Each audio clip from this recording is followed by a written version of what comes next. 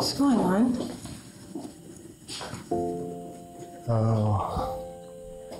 Tatawagan sana muna kita eh. Para magpaalam. Aalis ka? After nangyari sa ating kagabi, tingin ko hindi na tama na mag-stay pa ako dito.